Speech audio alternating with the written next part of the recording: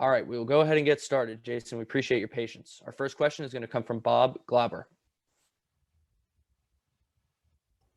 Hey, Jason. Hope all is well. I'm kind of curious.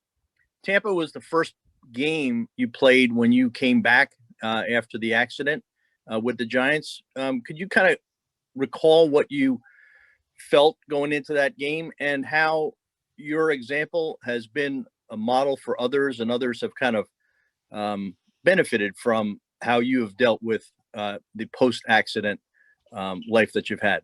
I don't quite remember it, when I came back, that Tampa game, but I know that I gave Donovan Smith problem, my teammate, that game. And I came back, just to shock the world, just to prove to them that, anything is possible, if you put God first, you know what I'm saying? And I shocked the world. That was a day to remember, and it went down in the history books for me. To this day, I got that plaque tatted on, not tatted, but I got that plaque platted on the wall in my office. And it says, beat all the odds. Beat the odds, that's what it says. A reminder to all media, to be considered for a question, please have both your name and affiliation in your Zoom name. Our next question will come from Judy Batista. Jason, obviously the last time you were in the Super Bowl, you were chasing Tom Brady around, and now you're on the same side. Mm-hmm. What do you remember about that defense with the Giants as you prepared to face Brady in the Super Bowl, and just coming forward now to the present? What is it like to be his teammate, and how strange is it that you're now his teammate? I remember about that Super Bowl, me trying to get the Brady at the last throw. Trying to knock the ball out of his hand before he got it off in the air. And us winning. But the front seven was so different from this front seven. It ain't the same. Football would never be the same, and it would never be the same. Never, never, never. What I remember about that front seven was we was relentless. No guy cared about the other team, which Brady was on at the time, and we just wanted to play some football, some great football, and play some great defense. And sure enough, that's what we did that game, and we wound up winning it. Our next question will come from Paul Schwartz. Hey, Jason, it's Paul Schwartz from the New York Post. Hope all is well. Hey, good. You were in a Super Bowl before. A lot of your teammates were not. Last time, there's a lot of hubbub, right? You'd be at the Super Bowl site. You'd be, a lot of stuff going on. This year, none of that. You like it better this way? You like it better 2012 when, there's a lot of song and dance, so to speak? I could care less, man. At this point in my life, I'm just trying to win that second ring, you know what I mean, and put it in the books for me. With people being here, family being here, that's okay. And the way it is now, and the way it was back then, I don't even remember because it was so long ago. But I'm just here trying to win the game. I ain't got time to play no games but football, and that's what I'm going to do Sunday. Our next question will come from Jack Rathborn with The Independent. Hi, Jason. It's Jack Rathborn from The Independent in London. Hope you're doing well. What's going on, Jack? Yeah, good, thank you. I spoke to one of your friends, Osi Umenyiora, a couple of days ago. Boy. Yeah, he mentioned that you've been in conversations together recently. I just wondered, firstly, what were you talking about concerning the game on Sunday? And number two, how you would compare the task from 2012 to now, and who will perform the OC role for you guys on Sunday? Basically, I talked to OC recently. I think after the day after the Green Bay game, and he basically called me saying, "Man, he proud of me that I'm still going." JPP, like, bro, you still going? Like, that's what you're saying. And I was like, yeah. And then other guys called me too. But OC is a good friend of mine, man, and just him playing that role, like you say, guy that's gonna be OC. Ain't no guy gonna be OC. OC was OC, period. He had a couple special moves you couldn't do. That only him could do it. Like every guy is different in this football world. But I know one thing for sure, that they're gonna get a show Sunday, and they know it. They know they're gonna get a show Sunday from me, and and that's basically what I'm gonna do. But shout out to OC. Okay, our next question will come from Chris Torello.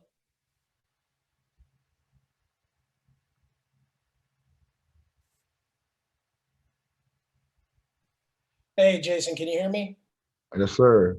How you doing? So not only are you, with your home team playing at Ray J, but that's also where USF played. Yep. Is that kind of a cool feeling in Austin on the other side for KC? I mean, you guys get to play where you guys kind of made yourselves to get ready to go to the NFL. What's that like for you?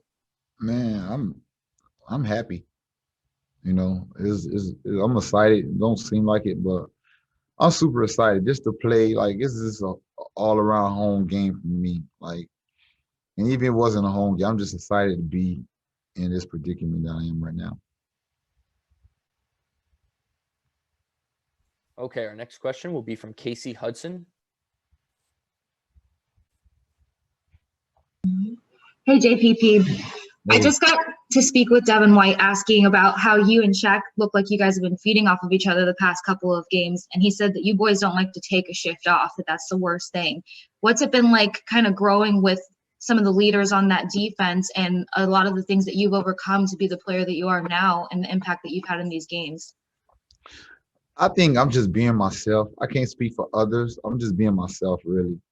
With all the things that I've been through, man, I'm just overachieving, letting everybody know no matter what you go through, you can do whatever. And then me and Shaq just playing, man. Shaq goes out there, he plays. If he get a sack, I want 2. If I get 2, he want 3. And that's just how it goes. And we try to talk to each other and be like, let's get to the ball. This down, I got it, stuff like that. But, me and him is a great duo together, and that's all I really can say. We both relentless to the ball and trying to get to the QB.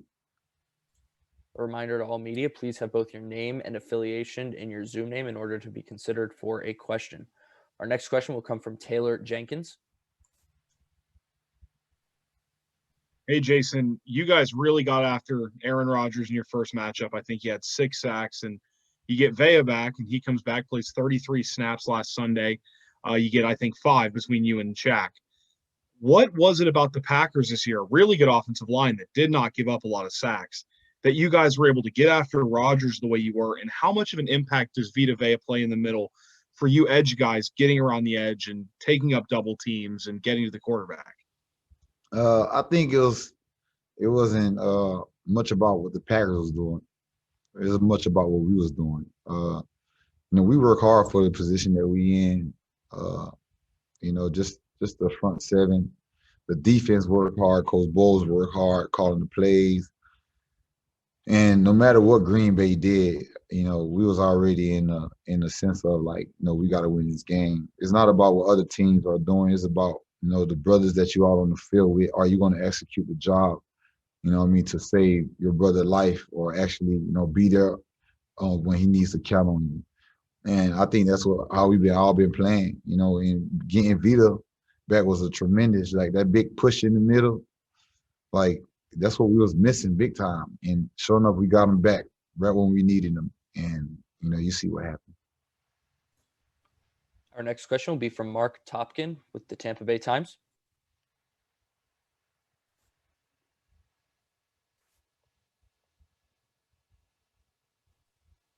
Got it now? Should be good, Mark. Okay. Jason, you've played against some really good tight ends. What does Travis Kelce bring, and what do you think of the idea that he's kind of considered the baby Gronk?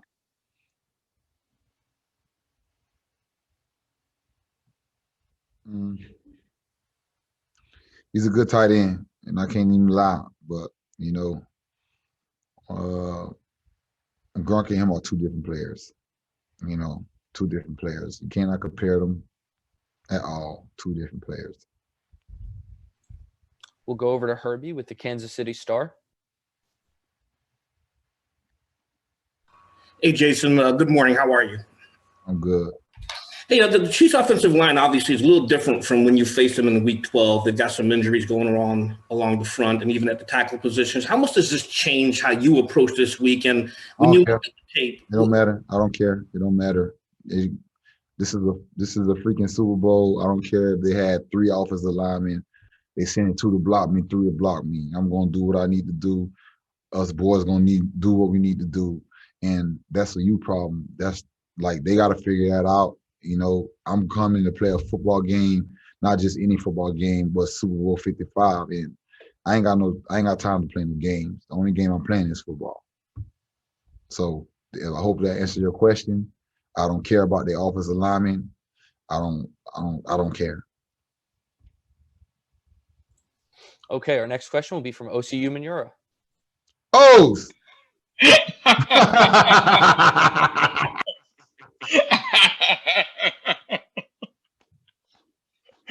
JPP. They call me El Capitan. You got to lead from the front. You cannot lead from the back. What's up, baby? Man, I'm here, man. What's going on, bro? What's going on, man? How are you? Man, love, bro. I miss you, bro. Man, miss you too. I ain't even have no question. I just wanted to say what's up to my brother. Man. Hey, you know what to do. You know what to do. You know what to do. You know what's up, baby. Hey, for real. Ain't nobody like OC, man. Ain't no OC on my team. You feel me? For real, man. Go get it, bro. Go get it, man. I'm in love, bro. Love, bro. Love. Man. Much love. I'll hit you later. All right. I'm a dog, man. All right. Our next question will come from Patrick with the Worldwide Quarterback.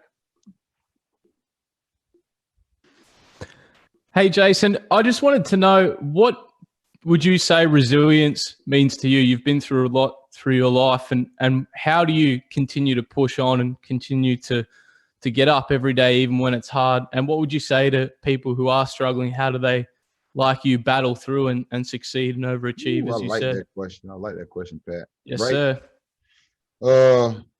Resilience to me is never giving up. You know, being there for somebody when they really truly need you. And just being yourself, even when it's good times or bad times. You know, you just the same person, never changing on anybody else. Like I say, being there when people really need you the most. You know, regardless of who it might be, a mother, father, brother, teammate, or just a random person on the street. You know, but you know, I done been through a lot, man, and you know, the things I go through, you know, I just think of happy thoughts, man. And like I say this all the time, you know, my father, just him being blind at the age around like 30, 31, and me being born, you know, and him have to look out for me while my mom work, and you know, just us trying to live, man. He did all that he can, so he never quit, and to this day, he's happy and joyful and still laughing to this day, and happy I'm in another Super Bowl. But it's just not never quitting, man. To those people that's out there, you know, that's facing something like what, 6 years ago, I went through a hand injury, you know, firework incident. Then last year I had a broken neck. And when you say resilience, man, you gotta just look at the things that you can do in life, man. You know, it's gonna be people that say you can't do it, you know, and because they can't do it. But in reality, if you put your mind to it and put God first, man, you can do whatever you want to in life, no matter what. And no matter how hard it seems, just don't quit. You know, it's easier said than done, but I never quit in anything in life I did. Nothing. And that's just been me. You know, I'm gonna give it everything I got, even until I can't. And then once you can't, you'll know that you can't, you know. But that's not quitting. You just knowing yourself. That's it. We'll go over to Jose Rodriguez.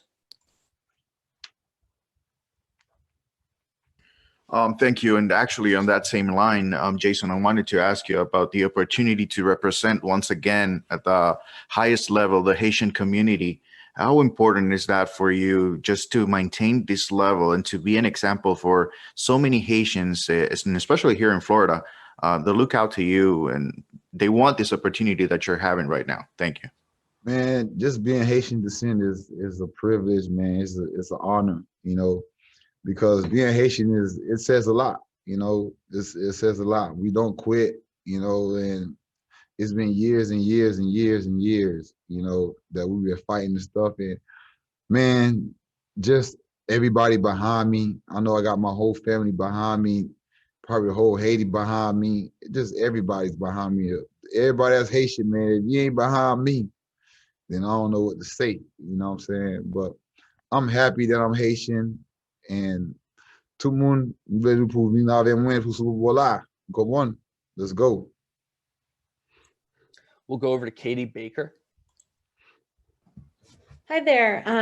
I wanted to ask you about your basketball days in high school. I've read about how that was kind of your primary sport, and I'm just curious, what if you still ever play, if you miss it, I don't know if you watched the NBA at the time, and just can you tell us a little bit about those days? Basketball, I was a super fan. I played basketball. Basketball was my first love. To this day, it was my first love. Ain't my first love no more. I gotta be real with you. Football is. I grew to the game of football, learned a lot from it, and still learning a lot from it. There's a lot of things I still can't do that I'm still learning. But basketball was my first love, and I don't too much care about basketball. I don't really watch it, but the playoffs, but I know a lot about it, and it was my first love. But I could care less. I think God put me in the situation that I am right now, because I know for a fact I can't blow off my fingers and play basketball. The ball probably going that way, and I'm shooting this way. So. Our next question will be from Mark Craig. A reminder to all media, in order to be chosen for a question, please have your name and affiliation in your Zoom name. Hey, Jason. Just curious. So last week when after Tom threw those 2 interceptions, you guys went out on the field and 3 and outs against the highest scoring team in the league. What were the keys to that? And as you're coming onto the field after those interceptions, what are you thinking? And how did you guys execute it at that point? I feel like defense made an oath. Basically made an oath. You didn't even have to say nothing. We just knew. It don't matter what Brady do. He could throw 10 picks. As long as we can stop them and make them score 3 points, we're fine, and that's exactly what we do. Or 3 and out, we rather them kick field goals than score 6 points, and in reality is the defense rather be out there fighting and trying to get the ball back than the offense out there, but offense is offense, defense is defense. This is gonna be a good game, man. So I can't wait to see it. We'll go over to Carmen Vitale. Hey, Jason. How are you? What's up? I want to be kind of bouncing a little bit off that, but what you guys were able to do against the Packers specifically was, all the sacks that you and Shaq got were on 4-man rushes.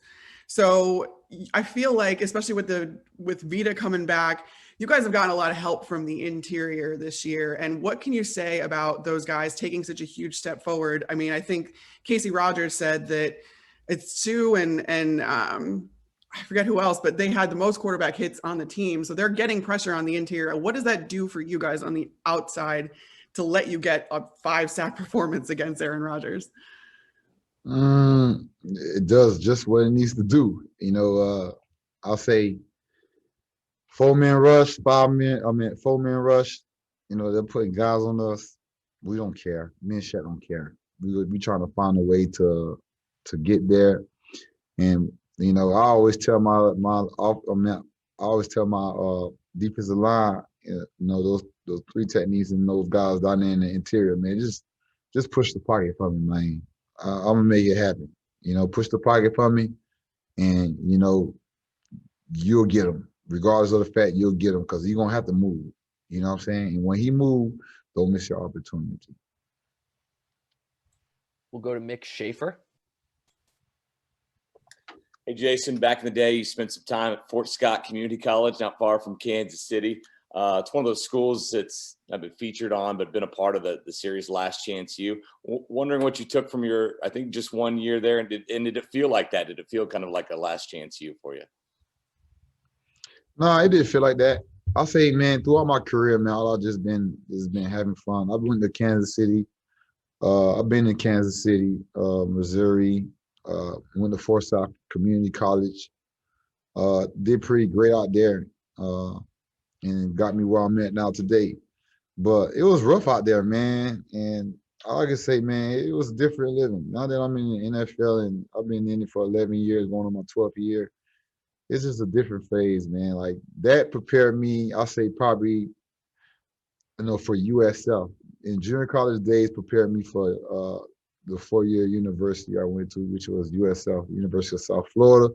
And when I got there, it was just like a breeze, because of what I had been through, comparing when I got there and now what I was seeing. We'll go over to Jen Aguillon with Extra. Hi, Jason. Can you hear me? Yes, I hear you. Oh, wonderful. Well, nice to see you. So excited to see you and the team coming to the Super Bowl. I wanted to keep our time fun as we're with Extra. So I have a quick pop culture Q&A for you. You ready? Mm-hmm. Okay. Which star is the Young Rock TV show based on? Who? Say it again. Which star is the Young Rock TV show based on? Young Rock. Which you mean rock? Like the rock? You got it. Dwayne Johnson. Yeah. Okay. Next one. Who's performing at the halftime show? Kodak Black. The Weeknd. Oh, man. And then the last one. Who is the former NFL player who was on The Bachelorette recently? Do you know his name? Oh, yeah. Travis Kelce. Come on now. Right? Dale Moss. Well, he was on there, right? I know. No. Well, I try to put him on there. It's all fun. It's all fun. Thank you so much. Good luck. You're welcome. 1 out of 2 correct. That's good. We'll go over to Omar Urena.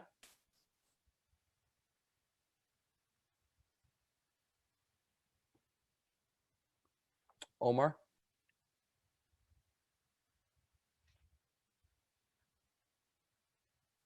Okay, we're going to go to Dan Moriarty with CNN.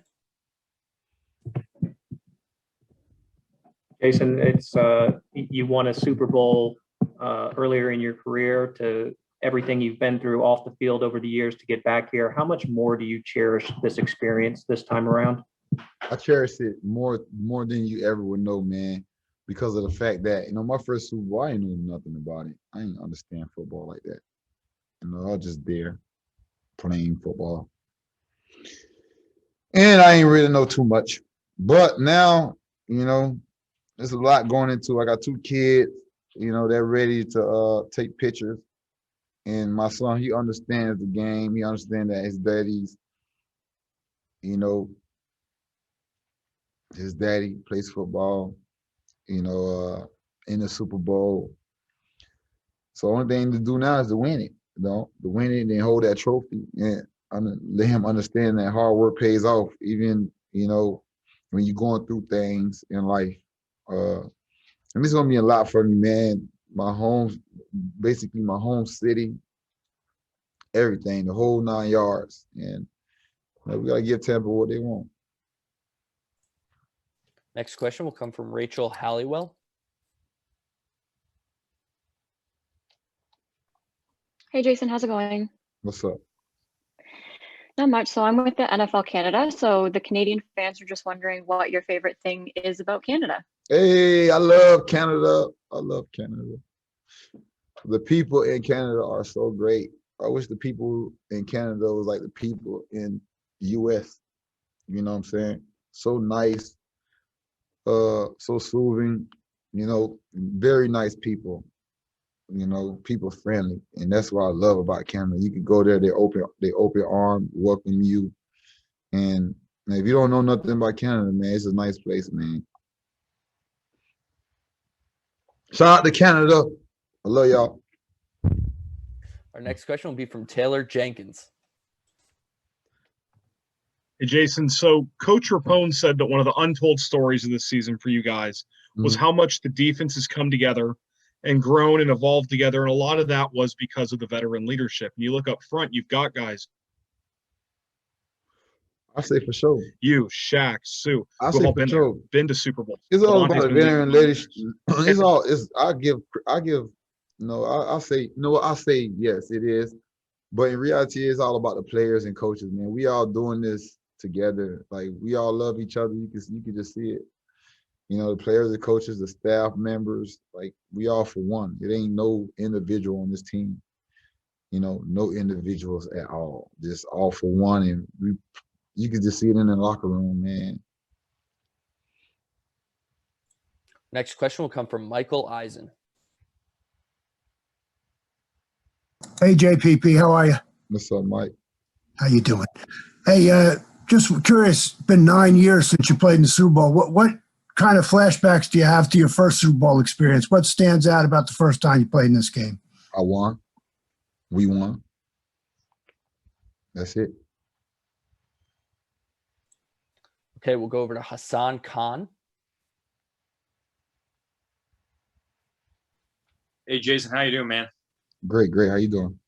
Doing fantastic. So looking at your career and looking at your statistics, you're probably one of the more underrated defensive linemen in the NFL. And it's hard to believe that you've only been to one Pro Bowl in your career. Do you feel like you should have been to a lot more? I've been to two of them. This is my third one. But like I say, man, no shout out to NFL and all the Pro Bowl, but for me, I feel like I should have been at least Pro Bowl 6 times. You know, even last year when I broke my neck and came back and got 8.5 sacks in 10 games, I should have been a Pro Bowl. But it was already voted, whatever. But it just goes to show you that no matter what, man, Pro Bowl is nothing to me. You know, I won't say it's nothing, but like I don't play for Pro Bowl. I play for the people. I play for my family, and I play for the name on my back of my jersey, which is Pierre Paul. So every time I hop on the field, I got to represent Jason Pierre Paul. You know, I know my son's looking at me, my daughter's looking at me, my whole family is behind my back. So I play on a whole nother level. You know, it's unmatched. Like you said, you know, I haven't got the respect I got. I haven't got the respect I needed or got yet, but I ain't tripping. I'm not tripping. You know, next year I will be back, and I will be back better than ever, you know, way better than ever, and I will be 100% next year. So imagine me doing something on 75%. Imagine when I'm 100%. So I don't really care about the Pro Bowl, and I'm not saying that I don't care about it, but I don't really, you know, too much put all in effort on the Pro Bowl because, like you said, man, I'm underrated, and I know that. But at the end of the day, my play don't show that. So I'm gonna continue doing me. And shout out to the Pro Bowl, man, 2021. Hopefully, I'm on in 2022. You know what I mean? By my play, not by just voting me in and what people say. Thank you. We'll go back to Mark Craig. Reminder to any media, if you have a question, please raise your hand. Yeah, Jason, I was wondering what your thoughts are on Mike Remmers. And when you face a backup like that, do you just go in expecting a bunch of more? Man, I ain't even know who that was, man. I ain't gonna lie to you. But if this is a tackle that you're talking about, yeah. I mean, like I said, I don't too much care about it. You know, they gotta figure that out, and I'm going to play some great football this weekend. We'll go to Hannah Wilkes. Hi, Jason. Great to talk to you. Question from Sky Sports over here in the UK. The way that this Bucs defense is playing has been so impressive, particularly throughout the playoffs. How much do you really feel that you've kind of rounded into form and come into form at the right time and are playing defense in a way that's totally game-changing? How much confidence does that give you ahead of Sunday? Give us the last game that we played gives us a lot of confidence. Like, you know, we knew we could play like that, and that's not like last week was special, but I think this week gonna be even more special because this is Super Bowl weekend, and this is the last game of the last game. There's no more game after this, and I've been saying that for the longest now. There's no more game after the Super Bowl. Like, what you waiting on? Put your whole life on the line and just throw it all out there. You know what I'm saying? and leave it all out there. And when the game is done, I shouldn't be hearing, man, I could have, should have, why didn't you, why didn't? It's nothing. Put it all out there because that's what's getting left at, and people are going to see. So if you playing sloppy, playing any kind of way that you ain't playing a good ball, people are going to see it. So I know one thing, that I got to play some great ball in the defense. I'm definitely going to be playing a great ball because I know for a fact that we all know this is a Super Bowl. This is the last game. And you got a lot of guys on the team that's preparing for it, that really want this bad. So you'll see them playing like that. We'll go back to Katie Baker.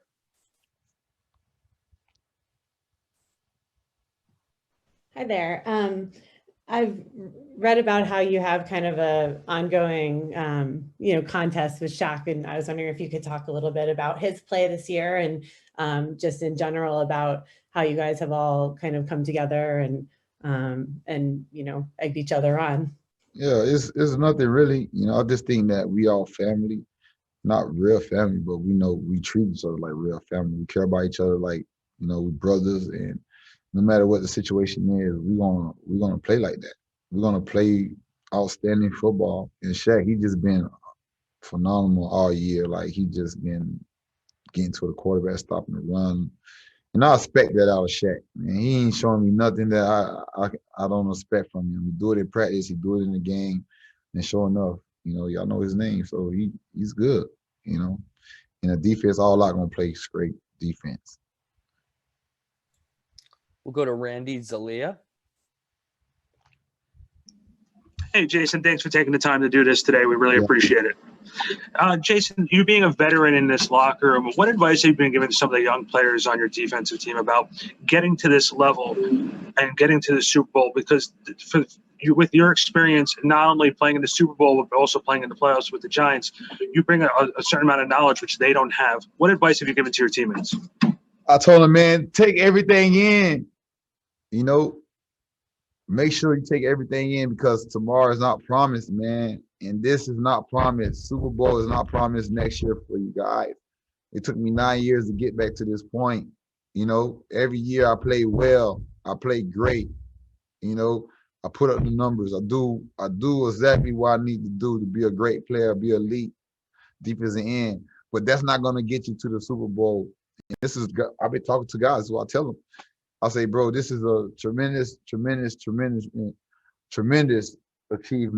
to be doing. And Super Bowl is not promised every year, so take full, acceptance of it. And, just know we work hard to get to this point, and we earned it. There's 30 teams sitting home right now, and 2 teams earned the right to be in this position. And the Bucs is one of them. So, man, I know how it is. And like I say, man, I'm 32 years old. I got a couple more years left in me, and I'm out the door, man.